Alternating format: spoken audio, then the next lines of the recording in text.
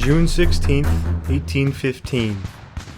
The first major battle of the Waterloo campaign, fought around the vital crossroads of Quatre Bras, ended in stalemate with 8,000 to 10,000 men killed or wounded. That same day, another even bloodier battle would be fought near the new Prussian headquarters at Sombref and Ligny.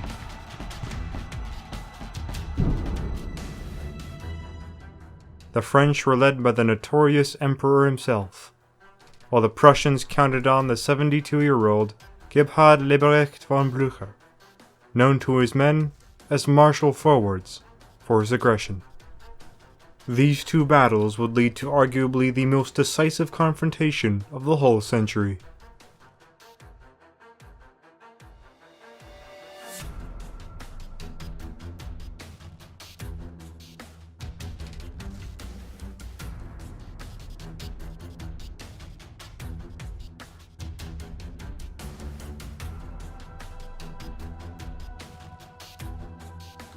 The day before, Napoleon's Army of the North poured into Belgium. Immediately, they began driving back Allied outposts. The left wing, now under Marshal Ney, arrived at Gosselies, just north of Charleroi. The center and right wing converged upon Charleroi southern end. Token Prussian forces fought bitterly, but being hopelessly outnumbered, were forced out of the city. Napoleon had driven a wedge between the two coalition armies while placing his forces just 30 miles from the capital. The Dutch hurried a flurry of reports to Brussels, while the Prussians did the same. Blucher called upon his corps, ordering them to concentrate at Sombref. The order needed time to be carried out. 6,500 men of Prussian First Corps under Generalleutnant von Zieten were immediately available. Zieten, a praised cavalry commander and veteran of numerous battles, had placed his 4 brigades along the border to observe French movements, making him more prepared than the other corps for the invasion. Grouchy's reserve cavalry and elements of the infantry pursued and attacked Zieten at his headquarters in Gilly. The first attack by French cavalry nearly penetrated the Prussian squares, but those riders who did so were taken off their mounts and bayoneted. A second charge proved more successful, but Prussian infantry and dragoons were able to keep Napoleon at bay for the rest of the 15th. Because of First Corps' defiant rearguard, the French army was unable to take Sombref, buying time for the Prussians to concentrate. Napoleon ceased the pursuit accordingly for the next day. In the morning, Allied divisions were alert and marching, or preparing to march, for their new destinations. 3 of Blucher's corps were marching to Sombref. One of them, that being 4th Corps under von Bülow, was too far away to take part. Blucher would have to contend against the French right wing, advancing on Fleurus with an incomplete army. Cooperation with Wellington's Army of Flanders, he thought, would be key to victory. Wellington's forces were preparing to face off the French as well, so he rode off to see Blucher and his chief of staff, August von Gneisenau, outside Sombref around 1 p.m. Wellington agreed on swinging to Blucher's aid once he had defeated his opponent. On this condition, the Prussians would accept battle with Napoleon. The Emperor gave his own orders through Marshal Soult. Ney would drive the enemy from the crossroads at Quatre Bras and proceed to outflank the Prussians in the rear. In the distance, cannon fire was heard at the crossroads from Prussian headquarters. The day's culling had begun. Blucher had chosen suitable ground to defend. A steep bank brook known as the Ligny dominated the terrain with its surrounding villages, hedges, and trees that rested along it. Zieten's First Corps deployed in the front line at the villages around and in Saint-Amand. Behind him deployed von Pirch's Second Corps along the road that stretched west to Nivelles and Quatre Bras, and then east to Namur. Thielmann's Third Corps largely held the left flank. Only Fourth Corps was absent. Altogether, the Prussians had roughly 84,000 men and 216 guns. In the early afternoon, Napoleon's forces surrounded the Prussian positions and deployed as follows. Vandam's 3rd Corps, directly opposite of Saint-Amand. Giraud's 7th Division detached from 2nd Corps opposite Les Amours. In the center, Giraud's 4th Corps deployed opposite Ligny, with the 14th Infantry Division in cavalry forming to the right. The 2nd and 1st Cavalry Corps followed by deploying on the extreme right. Finally, what deployed in front of Fleurus was the famed Imperial Guard, the best of the best, Napoleon's elite veterans. Napoleon observed his army from the windmill of Nauvoo, with the 4th Cavalry Corps in reserve behind him. The little corporal would start outnumbered in manpower at 66,000 men, but had an advantage in artillery with 232 guns. Unknown to Napoleon, the position had concealed much of the Prussian army. He was expecting to start the fight against a single corps at most, then easily take some breath.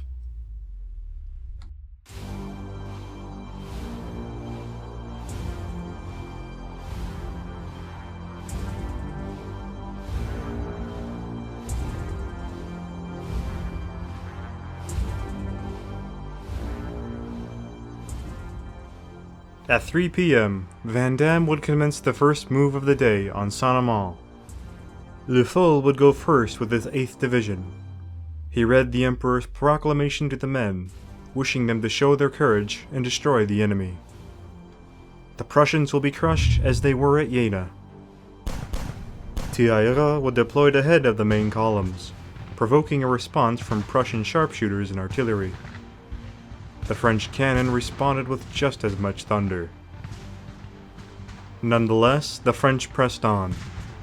Vernier's 1st Brigade charged with the bayonet, putting the skirmishers to flight. The Prussian left at Saint-Amand was still holding on, so after Vernier's initial success, the Fol sent support in the form of the 2nd Brigade. An overwhelming charge resulted in Saint-Amand being stormed and occupied. Many of the defenders, 2,350 of them, were shot or skewered by bayonet. No quarter was granted by either side. Le Fol deployed Vernier's brigade after this local victory to the northern end of town at the Ligny brook. There they would find lines of Prussian infantry and artillery readying to meet them. In the meantime, a second advance was made at Saint-Amand-la-Haye and Les Amours by Giraud's division. The attack began with a thunderous roar of artillery, followed by the beat of drums and the tramping of the men. The marching infantry became shelled by Prussian guns in turn, but the rankers closed the gaps that tore through their ranks as fast as they were made.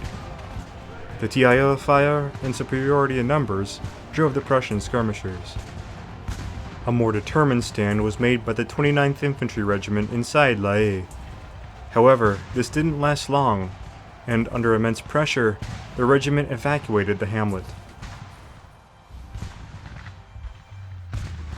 In the center at Ligny, Giraud's attack repeated the actions of his comrades, but the leading 12th Division under Baron Péchu, one of the best in 4th Corps, became bogged down at the wooden bridge. Prussian sharpshooters had been heavily reinforced, and nearly erased the momentum of Péchu's advance. The 30th Line alone would lose 700 men in the fighting. A desperate attack by troops from Rome's brigade finally cleared the way and the streets of any obstacles. As Rome's troops entered the town, Prussian fire kept up and bodies littered the streets. An equally desperate attack threw back part of Rome's men, with severe losses. Napoleon observed the bloody contest from afar and realized he had been wrong about enemy numbers at Ligny. There was no way one corps could provide such strength. However, he now knew that the Prussians had moved their right wing forward from some breadth, leaving their position surprisingly vulnerable to envelopment. At 3:15 p.m., Napoleon gave Soult the fateful instructions to take d'Erlon's 1st Corps from the left wing to the heights of Saint-Amand. where he could turn the Prussian right flank. Young d'Erlon, who had rallied to the Emperor's return at Grenoble, set course for the battle at Ligny. After only an hour of combat, the situation became pressed for the Prussians. Von Zieten saw the critical situation at Ligny. The 2nd West Prussian Infantry spearheaded the charge, pouring across the bridge and onto the other side. At first, they were enfiladed on both flanks, and staggered. The battered 12th Division was reinforced by Le Capitaine's brigade of Vichery's division, along with some artillery, which was horse-drawn into the village. Capitaine's advance quickly became defined by a protracted exchange of deadly salvos. Le Capitaine himself was killed leading in the front. French guns were moved up and commenced firing canister shot at close range. Fighting was desperate. Back at the heights of Saint-Amand, the back-and-forth fighting continued. Le Foul's division had regrouped for an attack beyond the town. However, the time it took for the French to recoup also allowed the Prussians to prepare their second counterattack of the day. Generalmajor von Steinmetz launched his reserves. The attack was made and managed to force the French back to and through the town. Van Damme, recognizing he had lost his foothold, sent Pierre Berthazin's division to retake the town. Having just taken the town themselves, the Prussians were again overwhelmed and reeled from the streets of Saint-Amand. With the Prussian reserves there spent and the road to Quatre Bras threatened, Blucher had to intervene. The elder Marshal galloped over to the 2nd Brigade, being fresh and the nearest troops available. "Children, do not allow the great nation to rule over you again. Forwards in God's name!" He fought by his moniker, and the men answered with a resounding cheer, turning to march against Saint-Amand. Giraud's division opened fire as soon as the Prussians came within range, leaving heaps of bodies before them. However, the Prussians stood firm. They let loose volleys of their own. The oncoming fire sent Piat's infantry brigade into disorder. Giraud rode into the fray to rally them, but his horse was struck, lifting him in the air for him to take several bullets himself. His wounds later proved fatal. The 2nd Battalion, 28th Infantry, outflanked the French, prompting withdrawal of the 2nd Brigade, under fire, to Les Amours. This was only a partial success, for a countercharge by grenadiers from the 82nd Line Regiment was made.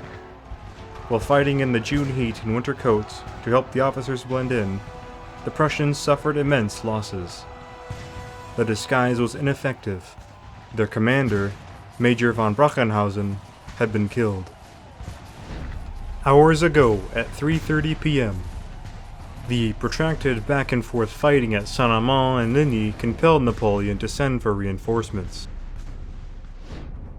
D'Erlon had sent his chief of staff, Baron Delcambre, to inform Marshal Ney of the move. Astonished, as he was running out of reserves at Quatre Bras, Ney immediately had Delcambre back to D'Erlon at 5:30 p.m., imploring him to reconsider which wing to support. Ney felt that he had come close to a breakthrough at Quatre Bras and needed reinforcements. D'Erlon, ever loyal at the moment, would obey the Emperor first and foremost.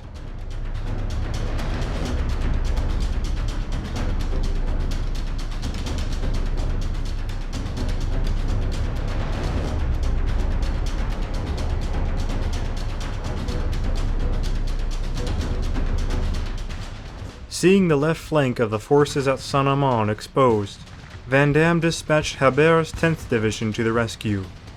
Together, the two brigades were enough to stem the tide.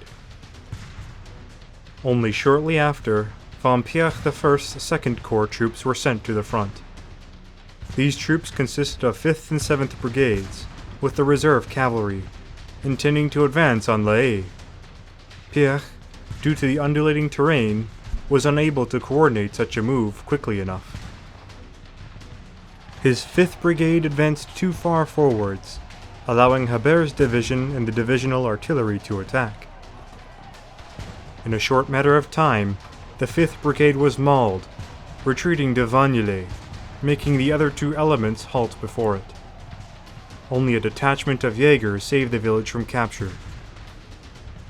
In the Prussian center, von Kraft's 6th Brigade marched on Ligny, with artillery blasting away from the windmill at Brie. 5 of his battalions attacked the Frenchmen who had crossed the Ligny brook, driving them back into the eastern half of town. For now, the French were unable to force another crossing. It was 6 p.m. The Battle of Ligny had effectively stalemated, and both sides had committed large portions of the reserves. Corps and division commanders requested troops time and again, wishing to decide the outcome. At this time, Van Damme first received reports of a large unidentified column, possibly turning his left flank. Preparing for the worst, Napoleon sent all 8 battalions of the Young Guard to shore up the left flank, plus 3 regiments of the Chasseurs à Pied to the rear and left of 3rd Corps. Meanwhile, on the Prussian side, Blucher pondered the same thing. Who are those men? A messenger, August von Nostitz, confirmed that it was the 1st Corps coming to Napoleon's aid. Remembering the absence of 4th Corps, the situation had become even more precarious. If the battle couldn't be decided quickly, Prussian victory would be a fleeting reality. While Wellington was being hard-pressed at Quatre Bras, a strong offensive from his own reinforcements, it was believed, could turn the tide. At 6:30 on the French side, d'Erlon's vanguard arrived and began deploying to the southwest of Vagnolay. However, a courier had caught up with him and immediately informed him of Ney's desperate situation at Quatre Bras. Forced to make a decision in the heat of 2 battles, d'Erlon ordered his vanguard to stay in place, while he belatedly marched back toward Ney with the rest of his corps. This indecision would have grave consequences for the rest of the campaign.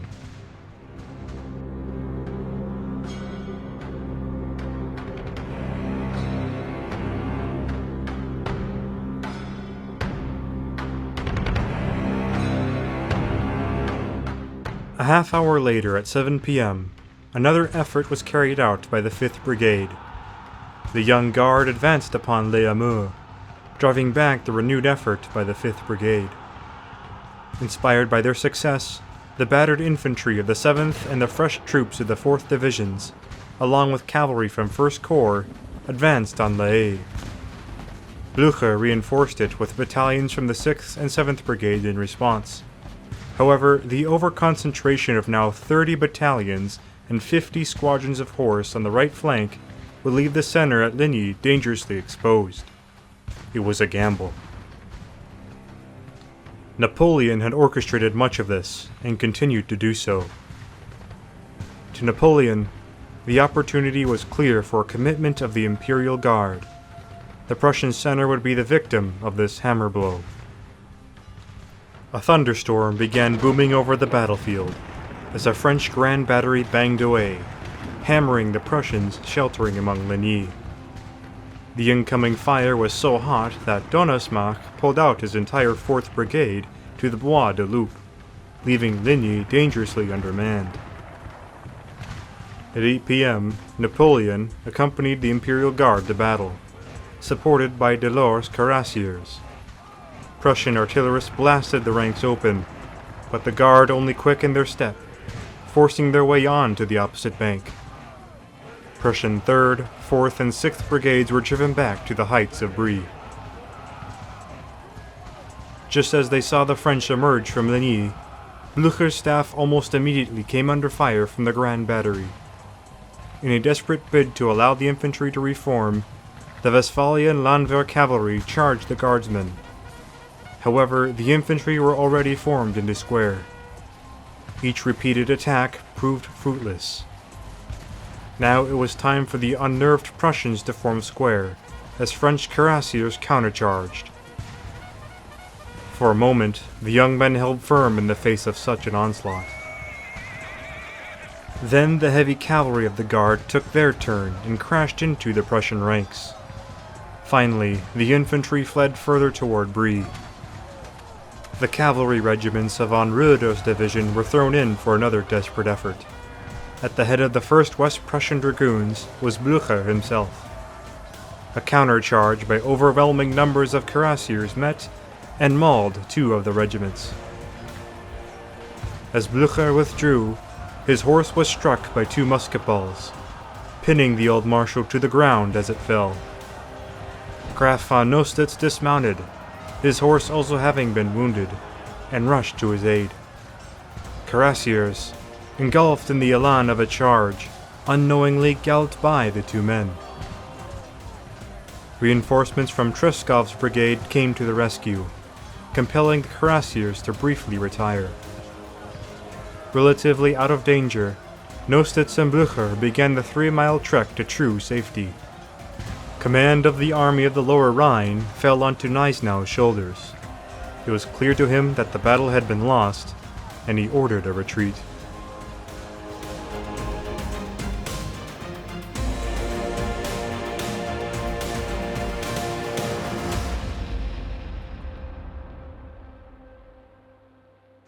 With defeat certain, Gneisenau ordered the survivors 2 miles north toward Gembloux.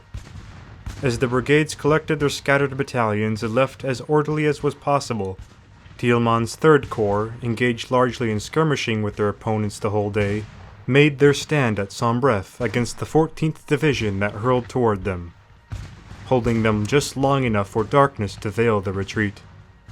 Napoleon's men had carried the day.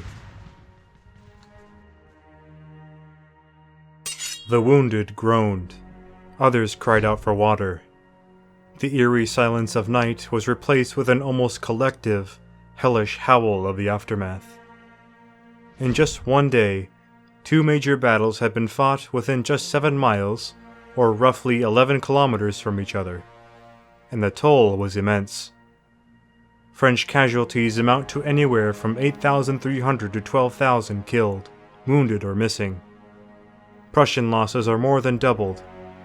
16,000 killed or wounded, with an additional 8,000 captured or missing, as well as 21 guns, now trophies to the French.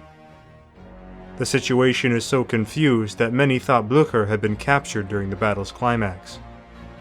The toll for the whole day is roughly 30,000 to 31,600 Allied casualties, compared to 12,700 to 16,800 French. Somewhere around 42,000 to 48,000 lives broken, lost, or captured. The dark of night prevented further pursuit of the battered Prussian army, but the situation remained very dangerous for the coalition. On the other front, Wellington had been unable to force an outcome fast enough at Quatre Bras, and as a result, both armies remained divided. Blucher would make a short recovery, but Gneisenau was nonetheless furious at Wellington, believing the Duke had failed to come to their aid. To him and many in the army, their trust of Wellington was broken. But after a brief discussion with his superior, it was decided that the army would regroup at Wavre, while communication was re-established with the Army of Flanders. Shocked by defeat in their close encounters, the Allies were feverishly preparing for the next day ahead.